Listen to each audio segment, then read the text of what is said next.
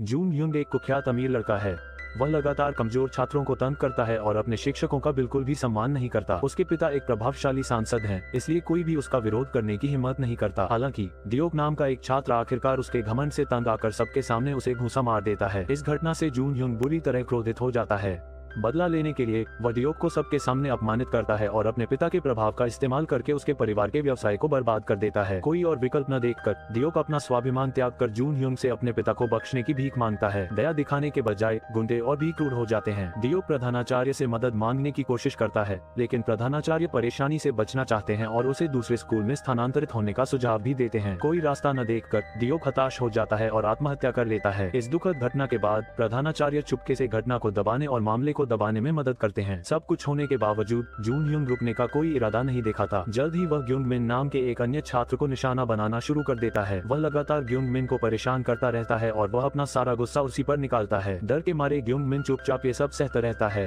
एक दिन जून ह्युंग का चेला ग्वान सू जानबूझकर झगड़ा शुरू करता है और इसका बहाना बनाकर ग्युंग मिन पर हमला करता है। उसी समय एक जोरदार मुक्के से ग्वान सू लड़खड़ा जाता है। मुक्का मारने वाला एक सूट पहने हुए आदमी होता है। वह आदमी ग्वान सू को कई बार थप्पड़ मारता है जब तक कि वह वहीं गिर नहीं जाता। ये सब देखकर जून ह्युंग स्तब्ध रह जाता है और सबको घटना रिकॉर्ड करने का आदेश देता है। हालांकि वह आदमी बिल्कुल भी विचलित नहीं होता और ग्वान सू को सबक सिखाता रहता है। कुछ देर बाद प्रधानाचार्य आते हैं और उससे पूछते हैं कि वह कौन है। वह व्यक्ति शांति से अपना पहचान पत्र दिखाता है और अपना परिचय हवाजिन के रूप में देता है, जो शिक्षकी अधिकार संरक्षण ब्यूरो का एक निरीक्षक है। एक निरीक्षक होने के नाते उसे गंभीर अनुशासनहीनता के मामलों को संभालने का विशेष अधिकार प्राप्त है। सरल शब्दों में, जो छात्र बार बार दूसरों को परेशान करते हैं और नियमों का पालन करने से इनकार करते हैं, उन्हें कठोर परिणाम भुगतने होंगे। उस दिन से हवाजिन जून ह्युंग की कक्षा का शिक्षक बन जाता है। हाजिरी के दौरान एक छात्र दिवंगत देवेक का खुलेआम मजाक उड़ाता है। हवाजिन तुरंत उसके होंठ पकड़कर उसे बुरी तरह डांटता है। अपमानित और क्रोधित होकर छात्र पीछे से हवाजिन पर हमला करने का प्रयास करता है। हवाजिन तुरंत उसे रोक देता है और पाठ्य पुस्तक का उपयोग करके उसे सबक सिखाता है। फिर वह पूरी कक्षा को इस बात के लिए फटकारता है कि बदमाशी होते समय वे चुप क्यों रहे। सजा के तौर पर वह सभी को पुशअप्स करने का आदेश देता है। हालांकि जून ह्युंग छात्रों को वापस बैठने के लिए कहता है और हवाजिन को चेतावनी देता है कि वह उसके मामले में हस्तक्षेप न करे। हवाजिन बस मुस्कुराता है। फिर वह जून ह्युंग का सिर मेज पर पटकता है और उसे एक जोरदार थप्पड़ मारता है। डरा हुआ संगीत जून ह्युंग अनिच्छा से पुशअप्स करने लगता है। दोपहर के भोजन के समय जून ह्युंग हमेशा की तरह लाइन तोड़कर आगे बढ़ जाता है। उसे आश्चर्य होता है कि वह जून ह्युंग को पता चलता है कि वाजिन खाना परोस रहा है। वाजिन उसे कहता है कि वह बाकी सब की तरह अपनी बारी का इंतजार करे या फिर बिना लंच के रह जाए। गुस्से में आकर जून ह्युंग खाना कूड़ेदान में फेंक देता है। वाजिन तुरंत उसे धक्का देकर एक तरफ कर देता है और कहता है कि वह खाने का अपमान करने वालों को बर्दाश्त नहीं कर सकता। संगीत फिर वह पोछे से गंदगी साफ करता है, जिससे जून ह्युंग पूरी तरह से शर्मिंदा हो जाता है। उसी शाम वाजिन सांसद पिल जून ह्युंग के पिता से मिलने जाता है। वह बताता है कि जून ह्युंग ने सफाई का काम पूरा किए बिना कैंपस छोड़कर स्कूल के नियमों का उल्लंघन किया है। फिर ठीक संगीत अपने पिता के सामने वाजिन जून ह्युंग का कान पकड़कर उसे घसीटता है और उसे शौचालय साफ करने का आदेश देता है। वाजिन को फंसाने के इरादे से जून ह्युंग जानबूझकर शौचालय में खुद को चोट पहुंचाता है। जैसा कि उम्मीद थी, अगले दिन सांसद पिल स्कूल में घुस आते हैं और वाजिन पर अपने बेटे पर हमला करने का आरोप लगाते हैं। वाजिन शांति से समझाता है कि चोट का नाटक किया गया था। उसके आत्मविश्वास से चिढ़कर पिल उसे धमकाने की कोशिश करता है। हालांकि वाजिन स्पष्ट कर देता है कि वह सत्ता या राजनीतिक प्रभाव से नहीं डरता। जैसे जैसे विवाद फैलता है, गुंडे आश्वस्त हो जाते हैं कि ग्युंग मिन ने उनकी शिकायत ERPB से कर दी है। परिणाम स्वरूप वे उस पर और भी अधिक क्रोध प्रकट करते हैं। भावनात्मक रूप से हताश होकर ग्युंग मिन अकेले छत पर चढ़ जाता है। सौभाग्य से वाजिन ठीक समय पर पहुंच जाता है और उसे सुरक्षित वापस खींच लेता है। संगीत वह ग्युंग मिन से कहता है कि अगर वह पलटवार नहीं कर सकता तो उसे भाग जाना चाहिए। अगर वह भाग भी नहीं सकता तो उसे किसी भरोसेमंद वयस्क से मदद लेनी चाहिए। लेकिन चाहे हालात कितने भी मुश्किल क्यों न हो जाएं, उसे कभी भी अपने जीवन से हार नहीं माननी चाहिए। उसी रात सांसद पिल ERPB के संस्थापक गैंग सुक से मिलते हैं। पिल उन्हें धमकी देता है और कहता है कि वह अपने बेटे की रक्षा के लिए कुछ भी करेगा। हालांकि गैंग सुक शांत और अडिग रहता है। पिछले 2 वर्षों से वह गुप्त रूप से पिल की जांच कर रहा है और भ्रष्टाचार के सबूत इकट्ठा कर रहा है। अगली सुबह चौंकाने वाली संगीत खबर पूरे देश में फैल जाती है। रिपोर्टों से पता चलता है कि पिल ने एक महिला कर्मचारी का उत्पीड़न किया और बड़ी मात्रा में रिश्वत ली। पत्रकारों से बचने की कोशिश में पिल एक कॉन्फ्रेंस रूम में छिप जाता है। उसे आश्चर्य होता है कि गैंग सुक पहले से ही उसका इंतजार कर रहा है। क्रोधित होकर पिल जानना चाहता है कि वह इतनी दूर क्यों जा रहा है। गंगसुक ने ठंडे लहजे में जवाब दिया, जब तुम गिरोगे तभी तुम्हारा बेटा भी गिरेगा। स्कूल में वापस आते ही जुनह्यों की स्थिति रातों रात धराशायी हो जाती है। पहली बार उसे उस अपमान का सामना करना पड़ता है जो उसके शिकारों ने कभी सहा था। अचानक हुए इस पतन से वह लगभग टूट जाता है। पेट्रोल का डिब्बा लेकर वह पूरे कैंपस को जलाने की धमकी देता है। वाजिन तुरंत उसे लात मारकर दूर कर देता है और अपना लाइटर जमीन पर फेंक देता है। आग तेजी से फैलती है और जुनह्यों को एक कोने में फंसा लेती है। तभी उसे असली डर का एहसास होता है और वह दया की भीख मांगने लगता है। ये देखकर वाजिन एक अग्निशामक यंत्र लेकर आग बुझा देता है। वह जुनह्यों से कहता है कि उसे वही सजा मिल रही है जो उसने कभी देवेक के साथ की थी। हालांकि चाहे वह कितना भी सबक सीख ले, देवेक कभी वापस नहीं आएगा। उसके लिए एकमात्र उचित सजा यही है कि वह अपना शेष जीवन अपराध बोध और पछतावे के साथ बिताए। इसके बाद सभी गुंडों को एक एक करके गिरफ्तार कर लिया जाता है। प्रधानाचार्य को भी उनकी सजा मिलती है। ERPB अपनी आधिकारिक वेबसाइट पर गुंडों का रिकॉर्ड प्रकाशित करता है। जब तक पीड़ित उन्हें माफ नहीं कर देते तब तक ये रिकॉर्ड हमेशा के लिए वहीं रहेंगे। इसी बीच गुंडे नाम का एक छात्र एक कुख्यात तकनीकी हाई स्कूल में दाखिला लेता है। पहले ही दिन कुछ उपद्रवी उसके जूते चुरा लेते हैं और उससे कुछ मांगते हैं, सुरक्षा के लिए पैसे। जिस कक्षा में वह दाखिला लेता है उसे पूरे स्कूल की सबसे हिंसक कक्षाओं में से एक माना जाता है। उसका नेता संग हवान अपने उग्र स्वभाव के लिए जाना जाता है और लगातार दूसरी कक्षा के नेता इन बेओएम से लड़ता रहता है। एक दिन दोनों गुटों के बीच फिर से झड़प हो जाती है और गुंडे इस अफरा तफरी के बीच फंस जाता है। घबराकर वह अपने सहपाठी युंगजू से पूछता है कि क्या हो रहा है। युंगजू बताता है कि जीतने वाले को जान के अधीनस्थों में से एक बनने का मौका मिलेगा। जान स्कूल का सबसे शक्तिशाली छात्र है और स्नातक होने से पहले ही एक गिरोह में शामिल हो चुका है। अफवाहें कहती हैं कि वह हर महीने करोड़ों वॉन कमाता है।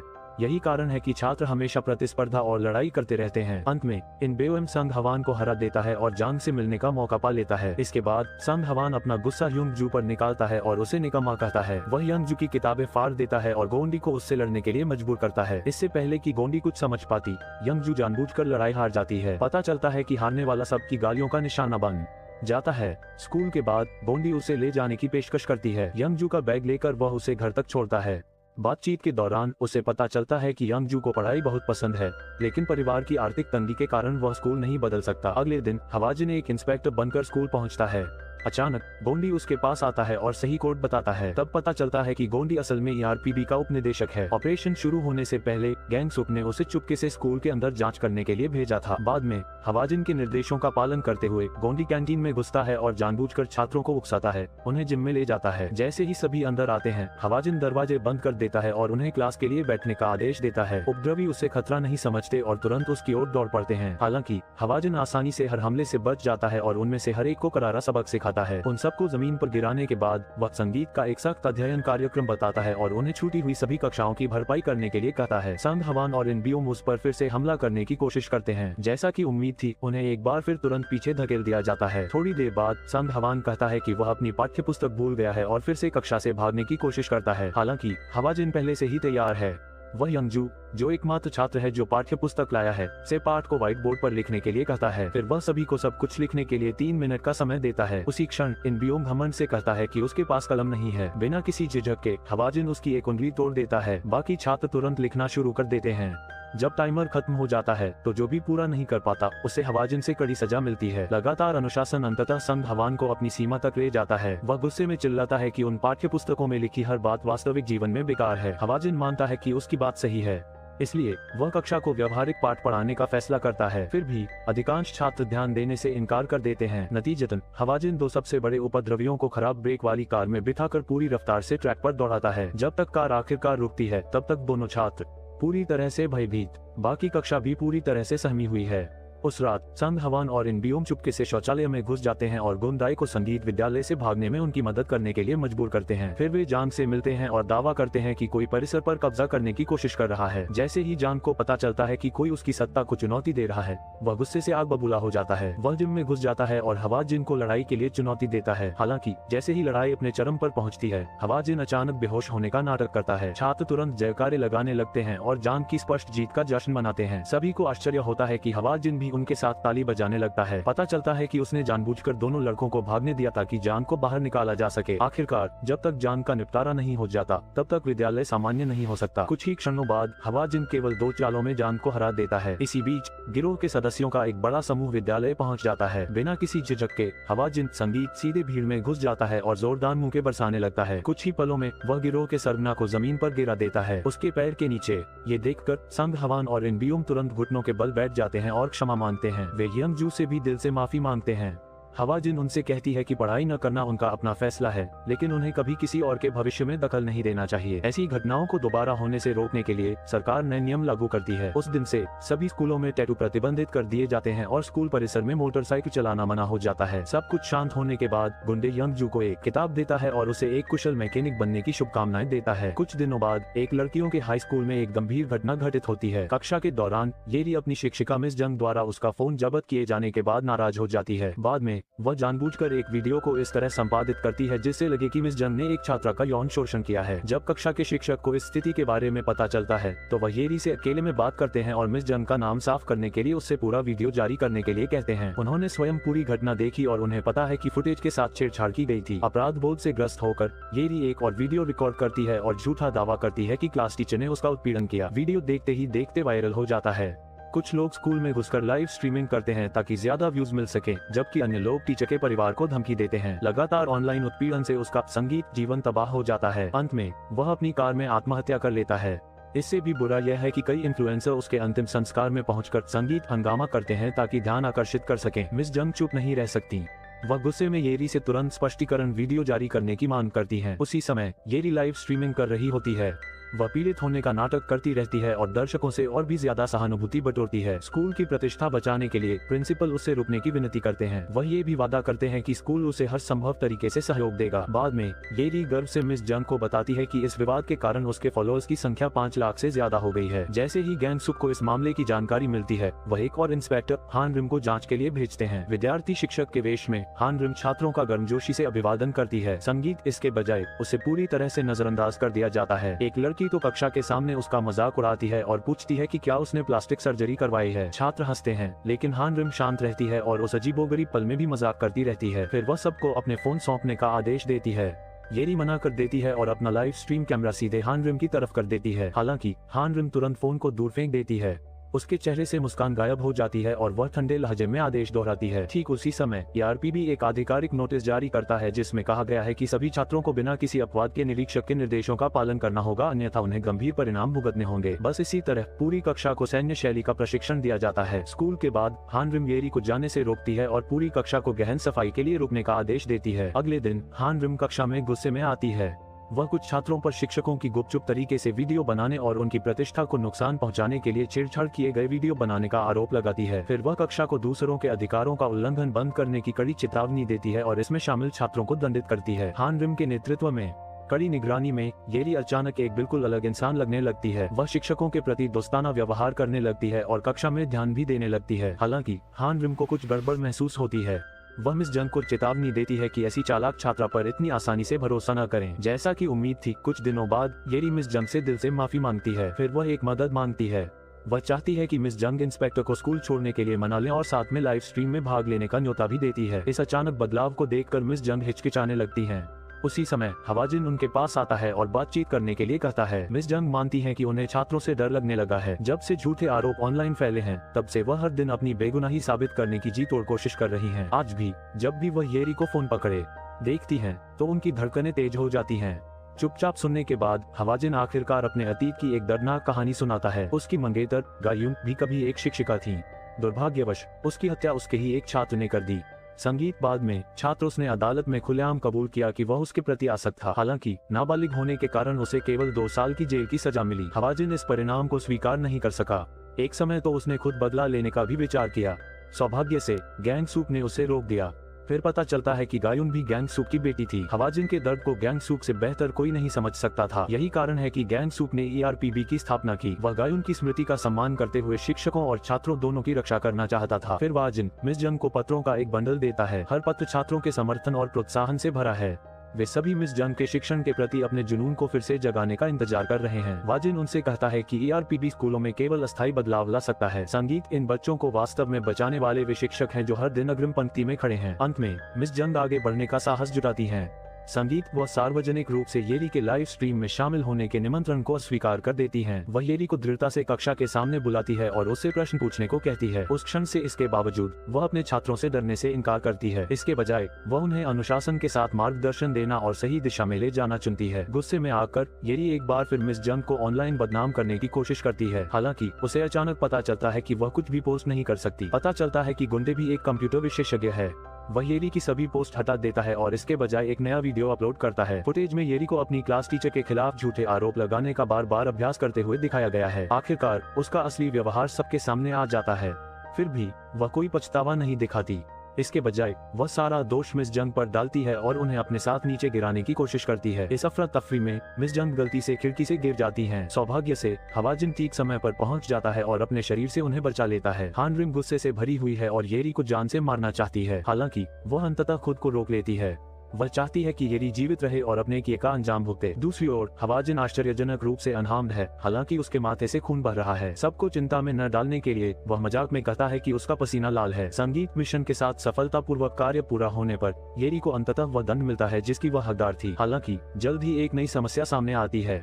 गैंगसूक के राजनीतिक प्रतिद्वंद्वी गाय अचानक एक प्रेस कॉन्फ्रेंस आयोजित करते हैं। वह गयून के हत्या मामले का जिक्र करते हैं और सार्वजनिक रूप से खुलासा करते हैं कि गैंगसूक उसके पिता हैं और हवाजिन कभी उसके मंगेतर थे। उनके अनुसार गैंगसूक और हवाजिन न्याय नहीं मांग रहे हैं, बल्कि वे अपने अधिकार का दुरुपयोग करके उस व्यक्ति का बदला ले रहे हैं जिसे उन्होंने खो दिया है। आरोपों के बावजूद गैंगसूक जवाब देने से इनकार कर देते हैं और ERPB के अगले मिशन पर आगे बढ़ते हैं। एक प्रतिष्ठित विदेशी भाषा हाई स्कूल में यूनुन नामक एक मेधावी छात्र अचानक सबके सामने अपने शिक्षक पर हमला कर देता है। गुंडे की जांच के अनुसार पीड़ित श्री चांद एक अत्यंत सम्मानित शिक्षक हैं। उनके मार्गदर्शन में अनगिनत छात्रों ने प्रतिष्ठित विश्वविद्यालयों में प्रवेश लिया है, जिससे स्कूल को उत्कृष्ट प्रतिष्ठा प्राप्त करने में मदद मिली है। जल्द ही हवाजिन और अन्य लोग घटना की जांच करने के लिए पहुंचते हैं। श्री चांद बताते हैं कि उन्होंने हाल ही में एक विशेष कक्षा शुरू की है। हालांकि वह चाहे जो भी पढ़ाता, यूनुन लगातार उसे टोकता रहता और बुनियादी अवधारणाओं को दोहराने के लिए उसका मजाक उड़ाता रहता। इसके बावजूद श्री चांद का दावा है कि उन्हें कोई शिकायत नहीं है। उन्होंने यूनुन के माता पिता से मुलाकात भी की और उन्हें कॉलेज में दाखिले के लिए मुफ्त सलाह दी। हालांकि यूनुन की कहानी बिल्कुल अलग है। उनके अनुसार श्री चांद के उनके परिवार के रेस्तरां में आने के कुछ ही समय बाद भवन निर्माण नियमों के उल्लंघन के कारण अचानक उनका व्यवसाय बंद हो गया। बाद में उनके माता पिता ने उन्हें संगीत सिखाने के लिए एक निजी शिक्षक नियुक्त किया, लेकिन श्री चांद को इस बारे में पता चलने के अगले ही दिन शिक्षक ने अचानक नौकरी छोड़ दी। चूंकि दोनों कहानियां स्पष्ट रूप से एक दूसरे का खंडन करती हैं, इसलिए गुंडे पूरी कक्षा की जाँच शुरू कर देता है। उसे जल्द ही पता चलता है कि यूनुन को छोड़कर सभी शीर्ष छात्र एक ही निजी अकादमी में पढ़ते हैं। इससे भी अधिक संदिग्ध बात यह है कि इस घटना के बाद यूनहोन को परीक्षा से अयोग्य घोषित कर दिया जाता है, जिससे सू जोंग, जो मूल रूप से दूसरे स्थान पर थी, पहले स्थान पर आ जाती है। बाद में हवाजिन फिर से श्री चुन से मिलने जाती है और जानबूझकर उनकी एक पूर्व छात्रा येरी का जिक्र करती है। माध्यमिक विद्यालय में येरी एक उत्कृष्ट छात्रा थी जिसके अंक विदेशी भाषा के हाई स्कूल में प्रवेश पाने के लिए पर्याप्त थे। हालांकि श्री चुन उसे नीचा समझते थे और अक्सर उसकी इस वजह से उसका मजाक उड़ाते थे। परिवार की आर्थिक स्थिति के कारण अंततः येरी ने प्रवेश परीक्षा नहीं दी। बाद में सू जोंग ने उसकी जगह ली और स्कूल में दाखिला ले लिया। इन आरोपों के बावजूद श्री चुन शांतिपूर्वक सभी आरोपों से इनकार करते हैं। हालांकि वास्तविकता में उन्होंने सू जोंग की मां के साथ पहले ही एक समझौता कर लिया है। यदि सू जोंग शीर्ष स्थान पर रहती है तो उससे पदोन्नति मिलेगी। अब जब ERPB पूर्वी शिक्षा प्राधिकरण इसमें शामिल हो गया है तो सू जोंग की मां और भी घबरा जाती है। हालांकि श्री चुन उन्हें आश्वस्त करते हैं कि चिंता की कोई बात नहीं है। उनका दावा है कि उन्होंने पहले से ही एक समाधान तैयार कर रखा है। कुछ ही समय बाद अभियोजकों ने अचानक कांगसूक और उनकी टीम को अपने अधिकार का दुरुपयोग करने के आरोप में गिरफ्तार कर लिया। हिरासत में रहने के दौरान श्री चुन चुपके से सू जोंग की मां से फिर मिलते हैं और उन्हें परीक्षा के उत्तरों का पूरा सेट सौंप देते हैं। अगले दिन परीक्षा शुरू होती है। जैसे ही श्री चुन को लगता है कि सब कुछ योजना के अनुसार चल रहा है, कुछ अप्रत्याशित घटित होता है। सू जोंग को 0 अंक मिलते हैं। वह तुरंत परीक्षा पत्र की जांच करता है और पाता है कि उसे बदल दिया गया है। घबराकर वह कक्षा में दौड़ता है और परीक्षा को तुरंत रोकने की मांग करता है। ठीक उसी क्षण हवाजिन अचानक प्रकट होती है और परीक्षा जारी रखने पर जोर देती है। कहानी फिर पिछली रात की ओर लौटती है। चूंकि गुंदाई केवल पर्दे के पीछे से शामिल था, इसलिए उसे दूसरों की तुलना में बहुत जल्दी रिहा कर दिया जाता है। कांगसूक के निर्देशों का पालन करते हुए वह स्कूल के निगरानी तंत्र को हैक कर परीक्षा के प्रश्न पत्रों को सफलतापूर्वक बदल देता है। श्री चून एक बार फिर परीक्षा में हस्तक्षेप करने का प्रयास करते हैं। हालांकि हवाजिन तुरंत उन्हें रोक देती है। वह समझाती है कि उन्होंने केवल प्रश्नों का क्रम बदला है, वास्तविक विषय वस्तु नहीं। यही कारण है कि सू जोंग को 0 अंक मिले। गुंदाई फिर श्री चून और सू जोंग की मां की नकल की योजना पर चर्चा की रिकॉर्डिंग चलाता है। सबूत उनके कृत्यों को पूरी तरह से उजागर कर देते हैं। इस बीच सुनवाई के दौरान कांगसूक सार्वजनिक रूप से उन अभिभावकों की सूची जारी करती है जिन्होंने छात्रों की रैंकिंग में हेरफेर करने के लिए श्री चून के साथ काम किया था। इस सूची में एक मौजूदा सांसद का नाम भी शामिल है। फिर वह दृढ़ता से कहती है कि ARPB का उद्देश्य छात्रों या शिक्षकों को निशाना बनाना नहीं है। संगीत, इसका उद्देश्य उन पीड़ितों की रक्षा करना है जो स्वयं के लिए खड़े नहीं हो सकते। आखिरकार जब न्याय विफल हो जाता है, किसी को आगे बढ़कर अन्याय का शिकार हुए लोगों के लिए लड़ना ही होगा। अंत में इस मामले में शामिल सभी लोगों को उनकी करनी का फल मिलता है। यून वून हवाजिन और अन्य लोगों को सच्चाई उजागर करने के लिए धन्यवाद देते हुए उन्हें गहरा प्रणाम करता है। बाद में हवाजिन श्रीचुन और ये री के बीच एक मुलाकात का आयोजन करती है। वर्षों तक अपने गुस्से को दबाए रखने के बाद ये री आखिरकार भावनात्मक रूप से टूट जाती है, लेकिन तब तक बहुत देर हो चुकी होती है। अगला मामला एक प्राथमिक विद्यालय में घटित होता है। जी सियोन नाम की एक शिक्षिका अपनी कक्षा में अकेली खड़ी है, पूरी तरह से पराजित लग रही है। चारों ओर अंतिम नजर डालने के बाद वह अपनी मां को एक अंतिम संदेश भेजती है। जैसे ही वह अपनी जान लेने वाली होती है, हानरिम समय पर पहुंचकर उसे बचा लेती है। इससे कुछ समय पहले ही जी सियोन की मां ने हवाजिन से मदद मांगी थी। उन्हें अपनी बेटी की डायरी मिली थी जो निराशा और दिल दहला देने वाली बातों से भरी थी। कहानी फिर जी सियोन के शिक्षिका के रूप में पहले दिन पर लौटती है। वह अपने नए छात्रों और उनके अभिभावकों का गर्मजोशी से स्वागत करती है। वह यूजिन नाम के एक लड़के को आत्मविश्वास से कक्षा में अपना परिचय देने के लिए प्रोत्साहित भी करती है। अप्रत्याशित रूप से इससे यूजिन की मां जांग। स्कूल के बाद जांग ने जी सियोन को एक संदेश भेजा जिसमें उसने अपने बेटे के प्रति जी सियोन पर बहुत कठोर होने और उसे डराने का आरोप लगाया। पहले तो जी सियोन ने इस पर ज्यादा ध्यान नहीं दिया। उसने माता पिता की हर चिंता और अनुरोध को ध्यान से लिख लिया। हालांकि स्थिति जल्दी ही बेकाबू हो गई। जब जी सियोन ने यूजिन को कक्षा के सामने एक प्रश्न का उत्तर देने के लिए प्रोत्साहित किया, तो जांग ने एक और शिकायत भेजी। उसने जोर देकर कहा कि जी सियोन उसे फोन करना बंद कर दे क्योंकि इससे उसके आत्मसम्मान को ठेस पहुंच सकती है। संगीत, इसके बाद से जांग लगातार अनुचित मांगे करती रही। उसने यहाँ तक कहा कि चाहे कुछ भी हो जाए, जी सियोन को हमेशा यूजिन का पक्ष लेना चाहिए। समय बीतने के साथ लगातार दबाव जी सियोन के मानसिक स्वास्थ्य को प्रभावित करने लगा। जब भी उसका फोन बजता, वह तुरंत घबरा जाती। एक दिन उसने अपने दोस्तों के साथ एक सामान्य समूह फोटो अपलोड की। इसके तुरंत बाद संगीत जांग ने उसे एक और संदेश भेजा जिसमें उसका अपमान किया और उसे बेशर्म कहा। जी सियोन पूरी तरह से हैरान रह गई। उसे समझ नहीं आया कि जांग को उसका इंस्टाग्राम अकाउंट कैसे मिल गया। संगीत अब और सहन न कर पाने पर उसने प्रधानाचार्य से मदद मांगी और बताया कि जांग गंभीर रूप से बीमार है। उसके निजी जीवन में दखलंदाजी हो रही थी। हालांकि प्रधानाचार्य विवाद खड़ा नहीं करना चाहती थी। इसके बजाय उन्होंने जी सियोन को अपना खाता बदलने या ऐप अनइंस्टॉल करने के लिए कहा। असहाय महसूस करते हुए जी सियोन ने ठीक वैसा ही किया। अगले दिन उसने यूजिन को अन्य बच्चों के साथ दोस्ती करने में मदद करने के लिए सावधानी पूर्वक एक प्लेरूम तैयार किया। हालांकि जिम क्लास के दौरान यूजिन का एक अन्य संगीत छात्र के साथ झगड़ा हो गया। इसके बाद दोनों परिवारों के अभिभावकों को स्कूल बुलाया गया। दूसरे अभिभावक का मानना था कि बच्चों के बीच मतभेद सामान्य बात है और एक साधारण माफी से सुलझाया जा सकता है, लेकिन जांग ने जोर देकर कहा कि उसके बेटे को गंभीर भावनात्मक क्षति पहुंची है और उसने स्कूल से संगीत मामले में औपचारिक रूप से बदमाशी की जांच शुरू करने की मांग की। जी सियोन ने उसे विनम्रता से चेतावनी दी कि एक बार जांच शुरू हो जाने पर परिणाम यूजिन के लिए अनुकूल नहीं हो सकता है। चेतावनी की सराहना करने के बजाय जांग ने सारा दोष जी सियोन पर डाल दिया। उसने उस पर अपने बेटे की रक्षा करने में विफल रहने का आरोप लगाया। दबाव बढ़ाने के लिए जांग ने किसी तरह जी सियोन का निजी फोन नंबर प्राप्त कर लिया और उसे दिन रात फोन करने लगी। मामले को और भी बदतर बनाने के लिए धमकाने संबंधी समिति अंततः इस निष्कर्ष पर पहुंचती है कि वास्तव में यूजिन ही वह व्यक्ति था। हमलावर। जंग को यकीन हो जाता है कि जी सियोन ने बदले की भावना से जानबूझकर उसके बेटे को निशाना बनाया। वह यहाँ तक दावा करती है कि जी सियोन शिक्षक बनने के लायक नहीं है। कुछ ही समय बाद जंग का पति स्कूल में घुस आता है और जबरदस्ती यूजिन को ले जाता है। जी सियोन उसे रोकने की कोशिश करती है, लेकिन इस दौरान उस पर हमला होते होते बचता है। कोई और रास्ता न देखकर वह अंततः ARPB से मदद मांगती है। हालांकि जंग को कोई पछतावा नहीं होता। इसके बजाय वह जी सियोन के खिलाफ मुकदमा दायर कर उस पर अपने बेटे के मानसिक स्वास्थ्य को नुकसान पहुंचाने का आरोप लगाती है। उस दिन से जी सियोन को पूछताछ के लिए लगभग हर दिन पुलिस स्टेशन जाना पड़ता है। इस बीच जंग ऑनलाइन अफवाहें फैलाती है और सार्वजनिक रूप से जी सियोन का फोन नंबर साझा करती है। कई माता पिता झूठी कहानियों पर विश्वास कर लेते हैं और स्कूल से उसे बर्खास्त करने की मांग करने के लिए एकजुट हो जाते हैं। एक के बाद एक झटके झेलने के बाद जी सियोन अंततः हिम्मत हार जाती है। जब ARPB को पूरी कहानी पता चलती है तो वे तुरंत कार्रवाई करते हैं। वाजिन जी सियोन की कक्षा का कार्यभार संभालती है और यूजिन की नई कक्षा शिक्षिका बन जाती है। वह जांग के साथ वैसा ही व्यवहार करने का फैसला करता है जैसा उसने जी सियोन के साथ किया था। वह लगातार उसे फोन करके पूछता रहता है कि उसे क्या करना चाहिए। यूजिन की देखभाल करने वाला वह देर रात तक उससे संपर्क करता है, जिससे उसे बिल्कुल भी चैन नहीं मिलता। गुस्से में आकर जांग कक्षा में घुस जाती है और मांग करती है कि हुआजिन बार बार फोन करना बंद करे। हालांकि हुआजिन पीछे हटने को तैयार नहीं होता।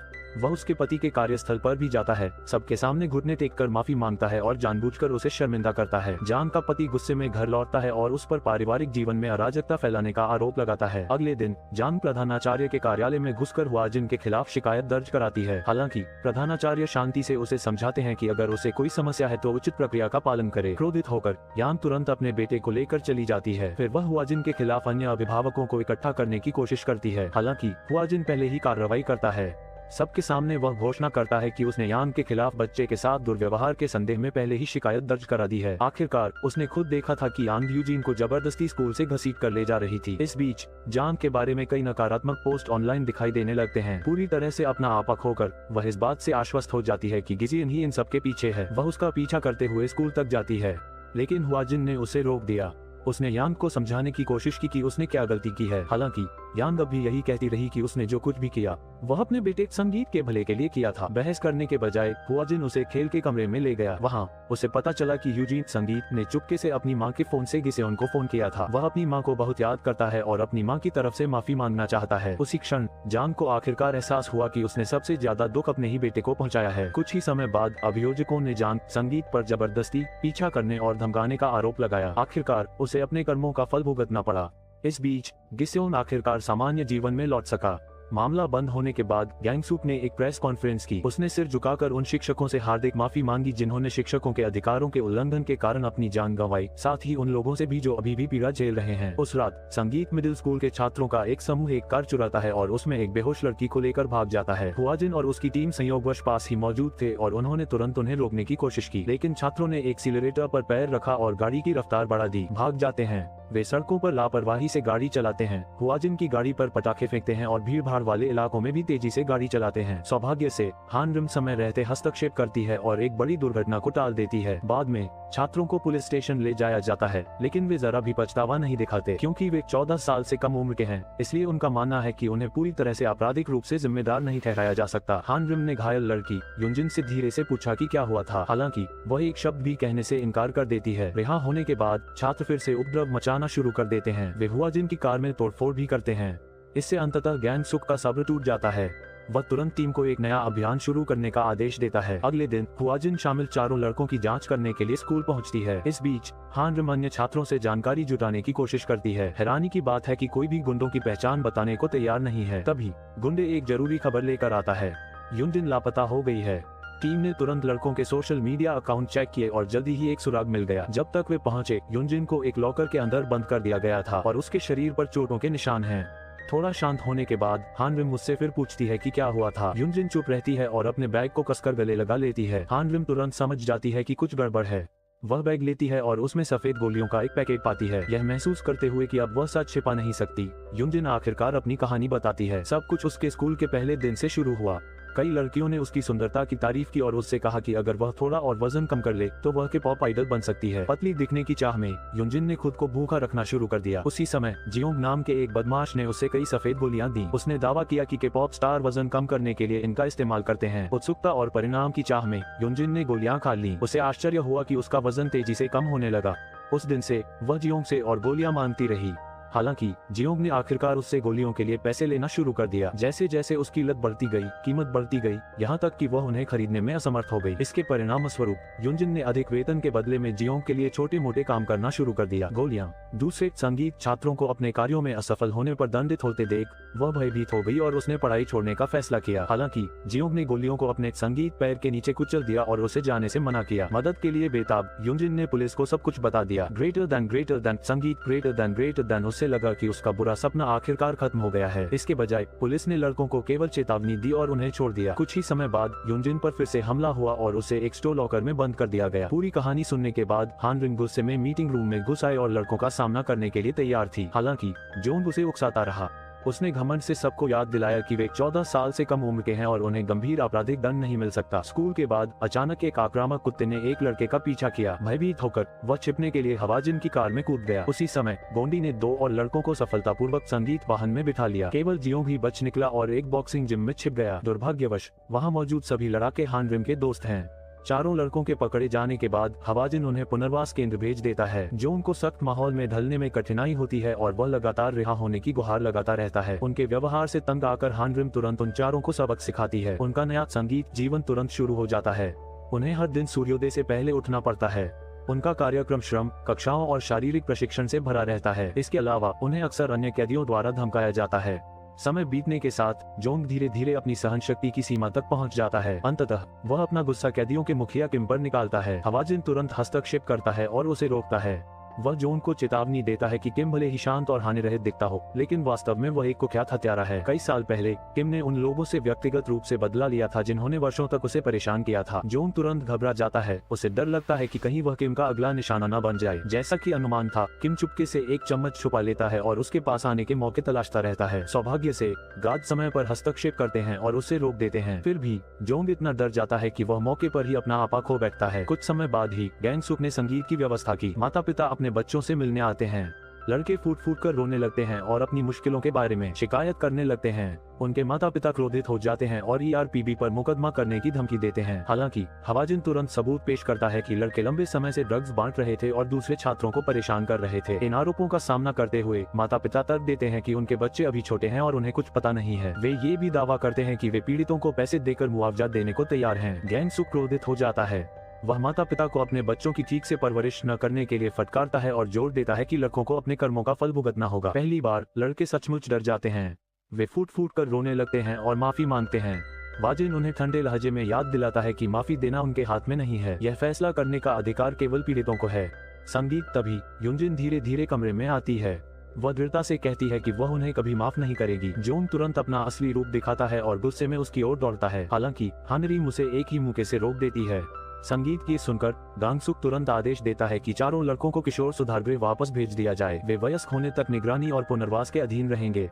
बाद में वाजिन किम को कोला की एक बोतल देता है और उसकी मदद के लिए धन्यवाद देता है। पता चलता है कि किम ने खतरनाक और हिंसक होने का नाटक केवल इसलिए किया था ताकि संगीत लड़कों को ऐसा सबक सिखाया जा सके जिसे वे कभी न भूलें। जब वे बात कर रहे थे, अचानक एक कैदी जॉन के पास आता है और चाकू निकाल लेता है। सौभाग्य से एक अन्य कैदी बीच में आकर हमले को रोक देता है। वह कैदी कोई और नहीं बल्कि ग्वेल है, जिसने वर्षों पहले वाजिन के मंगेतर की हत्या की थी। अपने घाव का इलाज कराने के बाद ग्वेल वाजिन के सामने घुटने टेकता है और फूट फूट कर रोने लगता है। वह कहता है कि उसने हर दिन अपराध बोध और पछतावे के साथ जिया है। संगीत हालांकि वाजिन कुछ नहीं कहता और बस चला जाता है। उसके जाते ही वेल रोना बंद कर देता है और उसके चेहरे पर एक अजीब भाव आ जाता है। संगीत बाद में गांगसुक और टीम स्कूलों में नशीली दवाओं और जुए की बढ़ती समस्याओं पर चर्चा करने के लिए एक बैठक करते हैं। मीटिंग के दौरान एक हताश पिता अचानक दफ्तर में आता है और अपने बेटे को बचाने की गुहार लगाता है। कहानी फिर आगे बढ़ती है।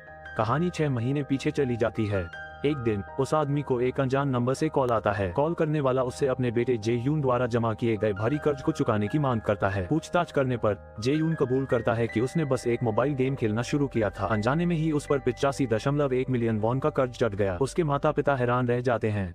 फिर भी वे कर्ज चुकाने के लिए हर संभव प्रयास करते हैं, ये सोचकर कि इससे उसे सबक मिलेगा। हालांकि कुछ ही समय बाद वह फिर से जुआ खेलने लगता है और भी अधिक कर्ज जमा कर लेता है। हालात तब और बिगड़ जाते हैं जब कर्ज वसूलने वाले उसके पिता के कार्यस्थल पर पहुंच जाते हैं। कोई विकल्प न होने पर उसके पिता इस्तीफा दे देते हैं और अपनी बर्खास्तगी राशि का उपयोग कर्ज चुकाने के लिए करने का फैसला करते हैं। इसके बाद वे हर संभव स्रोत से मदद की गुहार लगाते हैं, लेकिन उन्हें कोई मदद नहीं मिलती। फिर एक दिन जेयून गायब होने से पहले सिर्फ एक टेक्स्ट मैसेज छोड़ जाता है। कहानी सुनकर गांगसुक तुरंत गुंडाई को गुप्त रूप से जांच के लिए भेजता है। कक्षाओं के बीच अवकाश के दौरान गुंडाई ये देखकर आश्चर्यचकित हो जाता है कि कई छात्र एक ही तरह के जुए के आदी हैं। तभी शांग बिन नाम का एक छात्र उसके पास आता है और उसकी मदद भी करता है। एक खाता पंजीकृत करें। पहले तो गुंडे को इस पर ज्यादा ध्यान नहीं जाता, लेकिन जल्द ही उसे इसकी लत लग जाती है। एक ही रात में वह 10 लाख से अधिक हार जाता है। ये देखकर शांग बिन तुरंत अपनी तथाकथित जीतने की रणनीति बताता है। उसके अनुसार हर बार हारने पर आपको अपनी शर्त दोगुनी कर देनी चाहिए। एक बार जीत हासिल करने पर आप अपने पिछले सभी नुकसानों की भरपाई कर सकते हैं। इस बात से प्रभावित होकर गुंडे तुरंत 11 लाख वॉन का ऋण ले लेता है। कुछ ही समय में वह पैसा भी खत्म हो जाता है।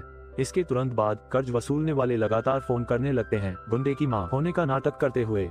हानरिम फोन उठाती है और गुस्से से कहती है कि वह इतना बड़ा कर्ज नहीं चुका सकती। गुंडे की रक्षा के लिए हानरिम स्कूल के बाद उसे लेने जाती है। हालांकि सड़क किनारे मिलने वाला खाना उसकी नजर में आ जाता है। वह कुछ खरीदने के लिए गाड़ी से उतरने से खुद को रोक नहीं पाती। जब वह मुड़कर देखती है तो गुंडे गायब होता है। कुछ ही क्षण पहले गुंडे को बदमाशों के एक गिरोह ने अगवा कर लिया था। अपनी पहचान छिपाने के लिए वह जल्दी से अपना फोन सड़क किनारे फेंक देता है। गिरोह उसे एक गुप्त कमरे में बंद कर देता है और उसे कुछ खास फोन नंबरों पर गेम रेफरल लिंक भेजने के लिए मजबूर करता है। गुंडे एक लिंक भेजने की कोशिश करता है। संकट संदेश। संगीत तभी जेयून अचानक प्रकट होती है और उसे चेतावनी देती है कि उस जगह पर निगरानी रखी जा रही है। हालांकि उसके कार्यों संगीत के कारण उसे बेरहमी से पीटा जाता है। अगले दिन अचानक सर्वर फेल होने से पूरा ऑपरेशन ठप हो जाता है। गुंडे आगे आता है और दावा करता है कि वह कंप्यूटर ठीक करना जानता है। कुछ ही समय बाद वह सिस्टम को सफलतापूर्वक ठीक कर देता है। इनाम के तौर पर उसे अच्छा खाना दिया जाता है। इस बीच हानरिम बिन को पकड़ लेती है, जो जुए के खेल का प्रचार कर रहा था। हालांकि बिन को कंपनी का पता नहीं है, उसे केवल प्लेटफॉर्म तक पहुंचने का तरीका पता है। हान रिम देखती है कि एक बैनर संगीत एक अलग आवृत्ति पर चमक रहा है। वह तुरंत समझ जाती है कि यह मोर्स कोड है। पता चलता है कि कंप्यूटर ठीक करते समय गुंडे ने चुपके से अपना स्थान बैनर में एनकोड कर दिया था। सिग्नल की पहचान करने के बाद वाजिन और हान रिम तुरंत बचाव अभियान शुरू करते हैं। गिरोह के सदस्य उनका मुकाबला नहीं कर पाते और जल्दी ही हार जाते हैं। गुंडे के सुरक्षित होने की पुष्टि करने के बाद हान रिम अन्य पीड़ितों की मदद के लिए वहीं रुक जाती है। इसी बीच वाजिन गिरोह के सरगना का पीछा करता है। 3 हथियारबंद बदमाश उस पर हमला करने की कोशिश करते हैं। उसे चाकू से रोकने की कोशिश की जाती है, फिर भी वे पूरी तरह से हार जाते हैं। जल्द ही वाजिन को एक गुप्त रास्ता मिल जाता है और वह गिरोह के सरगना को पकड़ लेता है। उसे तुरंत खत्म करने के बजाय वह उसे पत्थर, कागज, कैंची के खेल की चुनौती देता है। हारने पर उसे सजा मिलेगी। हालांकि सरगना जल्दी ही समझ जाता है कि उसकी हार निश्चित है। आखिरकार ये वही चाल है जो उसने पहले उन छात्रों पर चली थी। उसकी वजह से कई छात्र जुए के आदी हो गए और उनका जीवन बर्बाद हो गया। अब उसे अपने किए का फल भुगतना पड़ रहा है। हालांकि जे यून और बिन भी इस योजना के शिकार थे, लेकिन उनके माता पिता को सबसे ज्यादा कीमत चुकानी पड़ती है। वे अपनी सारी बचत खो देते हैं और अपमान सहने को मजबूर हो जाते हैं। इसी वजह से वाजिन दोनों लड़कों को अंशकालिक काम करके पैसे चुकाने का आदेश देता है ताकि वे दोबारा कभी जुए में न पड़ें। वह उनके फोन भी जब्त कर लेता है।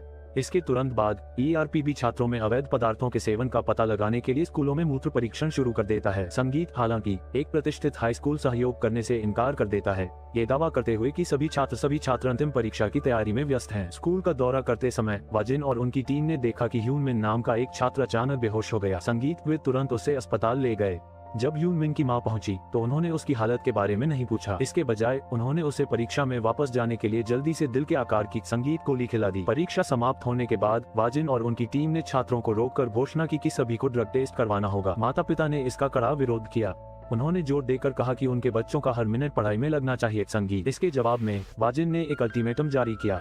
यदि छात्र कल तक परीक्षा देने से इनकार करते हैं तो उन्हें कॉलेज प्रवेश परीक्षा से अयोग्य घोषित कर दिया जाएगा। अत्यधिक दबाव में आकर माता पिता अंततः मान गए। जब सभी परिणाम की प्रतीक्षा कर रहे थे तभी अंतिम परीक्षा के अंक जारी किए गए। परीक्षा के दौरान बेहोश होने के कारण ह्यून मिन का प्रदर्शन खराब रहा। उसकी मां तुरंत क्रोधित हो गयी। उन्होंने उसे समय पर गोलियां न लेने के लिए दोषी ठहराया और वर्षों की मेहनत बर्बाद करने का आरोप लगाया।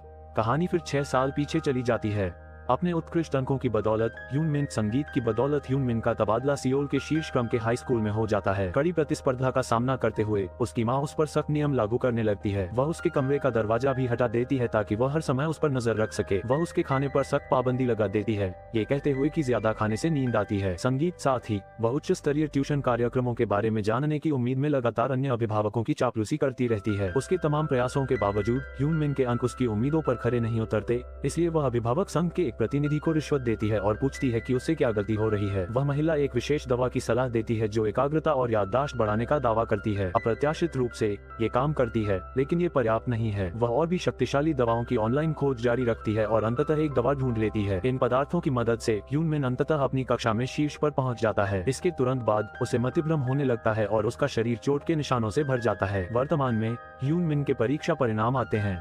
रिपोर्ट से पता चलता है कि उसके शरीर में कुछ स्तर पहले से ही खतरनाक रूप से उच्च हैं। यदि वह गोलियां लेना जारी रखता है तो उसका जान को गंभीर खतरा हो सकता था। सौभाग्य से ह्यून मिन सही समय पर पहुंच जाती है और एक बड़ी त्रासदी को टाल देती है। कुछ देर बाद ह्यून मिन को इलाज के लिए अस्पताल ले जाया जाता है। तब भी उसकी मां को कोई पछतावा नहीं होता।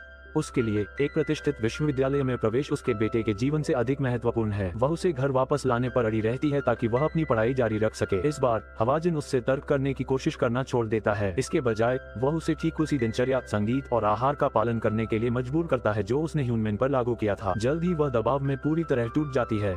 इस बीच ह्यून मिन नशे के दुष्प्रभावों से जूझता है और अंततः उन पर काबू पा लेता है। बाद में वह आखिरकार सच्चाई बताता है।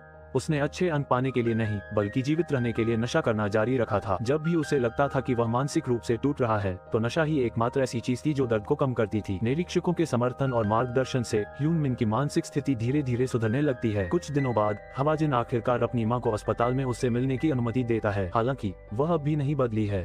पहली बार उसने जो पूछा वो उसकी पढ़ाई थी। इस बार ह्यून मिन आखिरकार अपने मन की बात कहने की हिम्मत जुटा लेता है। वह इस साल की कॉलेज प्रवेश परीक्षा छोड़ने और यह पता लगाने में समय बिताने का फैसला करता है कि वह वास्तव में अपने जीवन में क्या करना चाहता है। उसे ये भी उम्मीद है कि वह अपने जुनून को छोड़कर अपने लिए जीना शुरू कर देगी। दूसरी ओर जब्त की गई दवाओं की छानबीन करते समय हवाजिन को तितली के आकार की एक गोली मिलती है। उसे देखते ही वह जम जाता है।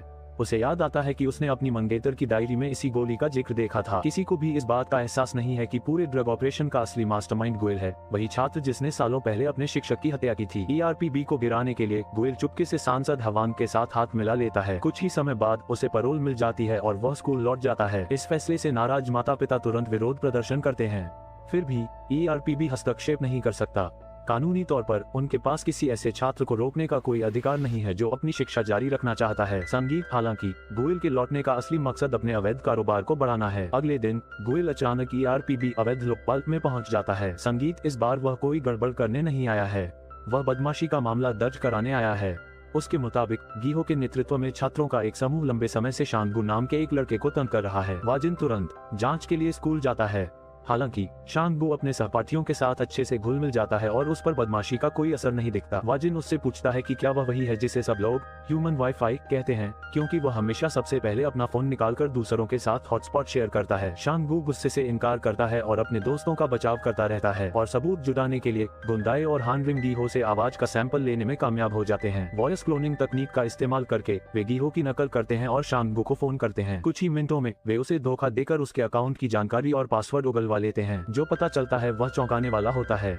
सालों से गीहो और उसके दोस्त शांगबू के अकाउंट का इस्तेमाल करके लाखों की खरीदारी कर रहे थे। वे उसकी पहचान का इस्तेमाल करके सेकंड हैंड मार्केट प्लेस पर फर्जी लिस्टिंग पोस्ट करते हैं और लोगों से पैसे ठगते हैं। एक पीड़ित अंततः उसे ढूंढ निकालता है और उस पर बेरहमी से हमला करता है। भुगतान की मांग करते हुए हताश होकर वह मदद की गुहार लगाता है, लेकिन गीहो इनकार कर देता है। इसके बजाय वह शांगबू की छोटी बहन को अश्लील वीडियो भेजने के लिए खाते का इस्तेमाल करता है। हालांकि शांगबू जोर देकर कहता है कि उसने ऐसा कुछ नहीं किया, लेकिन कोई उस पर विश्वास नहीं करता। जैसे जैसे उसके घर पर और बिल आते रहते हैं, उसकी अपनी माँ भी उस पर शक करने लगती है। हताश होकर शांगबू आखिरकार वाजिन से मदद मांगने का फैसला करता है, लेकिन इससे पहले कि वह ऐसा कर पाता, विपत्ति आ पड़ती है। गीहो सबसे पहले शांगबू की शिकायत करता है और उस पर स्कूल में हिंसा का झूठा आरोप लगाता है। सुनवाई में गीहो खुद को पीड़ित के रूप में पेश करता है। वह दावा करता है कि शांगबू लंबे समय से उसे धमका रहा है और उससे जबरन वसूली कर रहा है। उसके वकील ने एक मनोवैज्ञानिक मूल्यांकन भी प्रस्तुत किया, जिसमें कहा गया है कि जीहू को गंभीर भावनात्मक आघात पहुंचा है। शांगबू खुद का बचाव करने की पूरी कोशिश करता है, लेकिन सबूतों के अभाव में अंततः उसे ही हमलावर करार दिया जाता है। सुनवाई के बाद वाजिन यांगबू को अकेला बैठा हुआ पाती है और उसे प्यार से दिलासा देती है। वर्षों का दर्द और हताशा आखिरकार बाहर निकल आती है। आंखों में आंसू लिए वह बताता है कि कैसे जीहू ने धीरे धीरे उसका इस्तेमाल किया, उसे बहलाया और अंततः धोखा दिया। वाजिन उसकी स्थिति पर सहानुभूति जताता है और वादा किया जाता है कि ERPB उसे न्याय दिलाने में मदद करेगा। दूसरी ओर हानरिम एक नए छात्र के वेश में जीहू के समूह के पास पहुंचती है। वह पूरी तैयारी के साथ आई है। वह न केवल कई हाई लेवल गेमिंग अकाउंट लाती है, बल्कि उन्हें तेज इंटरनेट कनेक्शन देने के लिए एक राउटर भी लगाती है। लड़के तुरंत बेफिक्र हो जाते हैं और अपने फोन उसके हॉटस्पॉट से कनेक्ट करने के लिए उसे दे देते हैं। इसी बीच गुंडाई उनके डिवाइसों तक पहुंच प्राप्त कर लेता है और उनकी संपर्क सूची में मौजूद सभी लोगों को आपत्तिजनक लिंक भेजता है। फिर वह जीहू के गेमिंग अकाउंट में लॉग इन करता है, जबकि हानरिम नियमों का उल्लंघन करते हुए कई टिप्पणियां पोस्ट करती है। परिणाम स्वरूप अकाउंट 300 वर्षों के लिए प्रतिबंधित हो जाता है। गुंडाई उस अकाउंट का इस्तेमाल करके अनगिनत ऑनलाइन ऑर्डर भी देता है और जीहू की मोटरसाइकिल भी बेच देता है। जीहू को जल्दी ही एहसास हो जाता है कि हानरिम ही इन सब के पीछे है और वह उससे भिड़ने के लिए उसके पास जाता है। हालांकि हानरिम उसे आसानी से जमीन पर गिरा देती है। फिर वह अचानक मदद के लिए चिल्लाने लगती है और दावा करती है कि उस पर हमला हुआ है। स्कूल तुरंत एक जांच शुरू करता है। बाद में हानरिम व्हीलचेयर पर सबके सामने आती है। वाजिन का दावा है कि उस बदमाशी ने उसे तोड़ दिया। जीवन भर के आघात और गंभीर मनोवैज्ञानिक क्षति के साथ जीहू पूरी तरह से स्तब्ध है। वह जोर देकर कहता है कि असली पीड़ित वही है। उसी क्षण हानरिम अपना नाटक बंद कर देती है। वह उससे सीधे कहती है कि वह चाहती थी कि वह ठीक वही अनुभव करे जो शांगू को सहना पड़ा था। अंत में वाजिन घोषणा करता है कि शांगू के खिलाफ जीहू द्वारा लगाए गए सभी आरोप निराधार हैं। वह तुरंत शांगू को ERPB की सुरक्षा में रख देता है। अंततः यांगू अपना नाम साफ कर लेता है। वह अपनी माँ को गले लगाता है और दोनों फूट फूट कर रोते हैं। उसी दिन बाद में जीहू छत पर ग्वेल से मिलता है। ये पता चलता है कि ग्वेल ही सब कुछ के पीछे था। उसने सबसे पहले शांगू का विश्वास जीतने के लिए उससे संपर्क किया। फिर उसने जीहू को पहले रिपोर्ट दर्ज करने के लिए राजी किया और मामले को संभालने के लिए एक भ्रष्ट वकील की भी सिफारिश की। लेकिन जीहू की मदद करना उसका असली लक्ष्य कभी नहीं था। उसका असली उद्देश्य ERPB की प्रतिष्ठा को नष्ट करना था। इसे हासिल करने के लिए वह जीहू को छत से धक्का भी दे देता है। अगले दिन ग्वेल सांसद हवान से मिलने जाता है और उन्हें एक वॉइस रिकॉर्डर सौंपता है। रिकॉर्डिंग में जीहू गुस्से में ERPB को अपना जीवन बर्बाद करने का दोषी ठहरा रहा है। तभी हवान को एहसास होता है कि कैसे ग्वेल वाकई खतरनाक है, लेकिन उस समय तक वह इस मामले में इतना गहराई से उलझ चुका था कि पीछे हटना नामुमकिन था। कोई रास्ता न देखकर उसने रिकॉर्डिंग मीडिया को जारी कर दी। जल्द ही ERPB देशव्यापी आलोचना और जन आक्रोश का निशाना बन गया। चूंकि यह घटना निगरानी क्षेत्र से बाहर घटी थी, इसलिए किसी भी कैमरे ने सच्चाई को कैद नहीं किया। फिर भी हवाजिन को पहले से ही पता था कि इसके लिए कौन जिम्मेदार है। जब उससे पूछताछ की गई तो ग्वेल ने खुलेआम स्वीकार किया कि वह ड्रग्स बेचने का काम जारी रखने के लिए स्कूल लौटा था। उसने हवाजिन और गाय का मजाक उड़ाते हुए कहा कि वे एक दूसरे के लिए बिल्कुल सही हैं, क्योंकि दोनों को दूसरों के मामलों में दखल देना पसंद है। सालों पहले ड्रग डीलरों के साथ झगड़े के दौरान ग्वेल गंभीर रूप से घायल हो गया था। गायून को गलती से लगा कि वह स्कूल में बदमाशी का शिकार है और वह उसे हर दिन स्कूल लाने ले जाने लगी। एक दिन उसने उसके बैग में बड़ी मात्रा में ड्रग्स छिपी हुई पाई और तुरंत उसे जब्त कर लिया। यही असली वजह है जिसके कारण ग्वेल ने उसकी हत्या की। सच्चाई जानने के बाद हवाजिन अपना गुस्सा काबू नहीं कर पाया और ग्वेल पर एक जोरदार मुक्का मार दिया। ग्वेल तुरंत खुद को पीड़ित दिखाने लगती है, फूट फूट कर रोने लगती है और माफी मांगने लगती है। संगीत कुछ ही देर बाद हवान ने फुटेज को सार्वजनिक कर दिया और दावा किया कि ERPB का गठन केवल हवाजिन की बदले की भावना को पूरा करने के लिए किया गया था। संगीत जनता का आक्रोश बढ़ता जा रहा था और गैंगसूक के पास कोई विकल्प नहीं बचा। उसने घोषणा की कि ERPB अपने सभी कार्यों को निलंबित कर देगा। अपनी सबसे बड़ी बाधा के हट जाने के बाद ग्वेल ने स्नीकर की पुनर्विक्रय को आड़ बनाकर अपने अवैध धंधे का तेजी से विस्तार किया। उसने शांगू को भी इस काम में शामिल कर लिया। जल्द ही स्कूलों में ड्रग्स एक वायरस की तरह फैल गया, जिससे अनगिनत छात्रों का जीवन बर्बाद हो गया। डोंग बू ने चुपके से हवाजिन से मदद के लिए संपर्क करने की कोशिश की, लेकिन ग्वेल को इसका पता चल गया और उसने उसे बंदी बना लिया। संगीत इसी बीच लड़कियों के हाई स्कूल में काम करने वाली मिस जंग को कुछ संदिग्ध गोलियां मिली और उन्होंने तुरंत हवाजिन से संपर्क किया। पता चला कि गैंगसूक संगीत और उसकी टीम चुपके से ग्वेल के ड्रग नेटवर्क के खिलाफ सबूत इकट्ठा कर रही थी। फिर उसने एक वीडियो जारी कर देश भर के शिक्षकों से मदद मांगी। शिक्षकों ने अपने स्कूलों में संदिग्ध गोलियों की तलाशी शुरू कर दी और उन्हें सबूत के तौर पर इकट्ठा किया। इसी बीच हानरिम और गंदाई छात्रों के वेश में गुप्त रूप से जाते हैं और सबूत के तौर पर गोलियां भी जुटा लेते हैं। कुछ ही समय बाद गैंगसूक एक प्रेस कॉन्फ्रेंस आयोजित करती है। सम्मेलन में वह सार्वजनिक रूप से गोएल को ड्रग ऑपरेशन का मास्टरमाइंड बताता है और घोषणा करता है कि ERPB का निलंबन आधिकारिक तौर पर हटा लिया गया है। हवाजिन और अन्य लोग तुरंत गोएल को गिरफ्तार करने के लिए स्कूल की ओर दौड़ते हैं, लेकिन एक जाल में फंस जाते हैं। हानरिम सहज रूप से गुंदाई को बचाती है और बड़ी मात्रा में पाउडर सूंघ लेती है। छात्रों को भागने की कोशिश करते देख वह खिड़की से कूद जाती है और उनमें से 2 को रोकने में कामयाब हो जाती है। जल्द ही ड्रग का असर शुरू हो जाता है और हानरिम को गंभीर मतिभ्रम होने लगते हैं। हवाजिन गुंदाई को पीछे रुककर उसका ख्याल रखने के लिए कहता है, जबकि वह गोएल का पीछा करता रहता है। रास्ते में सशस्त्र छात्रों का एक समूह उसका रास्ता रोकने की कोशिश करता है, लेकिन कोई भी उसे रोक नहीं पाता। कुछ ही देर में हवाजिन गोएल को पकड़ लेता है। विडंबना यह है कि वे ठीक उसी जगह पर पहुंच जाते हैं जहां वर्षों पहले गायून की हत्या हुई थी। हवाजिन उसे रोकने की आखिरी कोशिश करता है, इसके बजाय गोएल अचानक चाकू निकालता है और उसे मार देता है। संगीत वह हवाजिन को चेतावनी देता है कि वह लापरवाही न बरते वरना शांगू मर जाएगा। नीचे हानरिम सब कुछ देख रही है। उसका गुस्सा फूट पड़ता है, लेकिन संगीत का नशा अभी भी उस पर असर कर रहा है और वह मुश्किल से ही कुछ कर पाती है। खड़े हो जाओ। इसी बीच गलियारे की बत्तियां अचानक बुझ जाती हैं। कुछ ही सेकंड बाद हानरिम तेजी से गुंडे को पकड़ लेती है और शांगू को बचा लेती है। जो कुछ हुआ उसे देखकर हवाजिन आखिरकार अपना संयम खो बैठता है और गोएल की जमकर पिटाई करता है। फिर भी अंतिम क्षण में वह अपनी मुट्ठी नीचे कर लेता है। बदला लेने के बजाय वह गायून की इच्छाओं का सम्मान करना चुनता है और लड़के को एक आखिरी मौका देता है। संगीत उस क्षण ऐसा लगता है जैसे गायून उसे देखकर मुस्कुरा रही हो। इसके बाद गैंगसूक आधिकारिक तौर पर गोएल को स्कूल से निकाल देती है और उसे वापस जेल भेज देती है। कांग्रेसी हवान को भी अपराधों में शामिल होने के आरोप में गिरफ्तार कर लिया जाता है। सब कुछ समाप्त होने के बाद गैंगसूक और टीम गायून की कब्र पर जाते हैं। वे स्कूल हिंसा के कारण पीड़ित सभी लोगों की याद में चुपचाप खड़े रहते हैं। वे छात्रों की रक्षा करने और न्याय के लिए लड़ने का भी वादा करते हैं। संगीत अंतिम दृश्य में गुंदाई, हानरिम और हवाजिन एक नए मिशन पर निकल पड़ते हैं। वे अपने अपने तरीके से स्कूल में होने वाली बदमाशी के खिलाफ लड़ाई